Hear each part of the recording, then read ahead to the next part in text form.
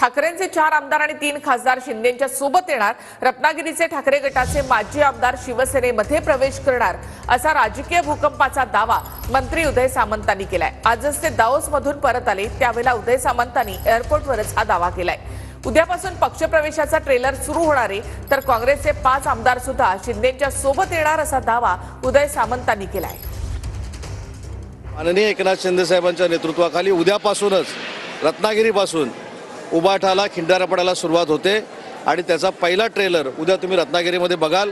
मी जे काल सांगितलं की 4 उबाठाचे आमदार, 5 काँग्रेसचे आमदार, 3 उबाठाचे खासदार, 10 माजी आमदार आणि असंख्य जिल्हा प्रमुख हे माननीय एकनाथ शिंदे साहेबांच्या नेतृत्वाखाली शिवसेनेमध्ये सामील होत आहेत। रत्नागिरीचे काही माजी आमदार हे उबाठा सोडून शिवसेनेमध्ये प्रवेश करणार आहेत। नंतर मी शिंदे साहेबांच्या नेतृत्वाखाली कोल्हापूर मार्गे सांगलीमध्ये येणार आहे, सांगलीतनं साताऱ्यात येणार आहे, साताऱ्यातनं पुण्यात येणार आहे। हा पहिला टप्पा आहे।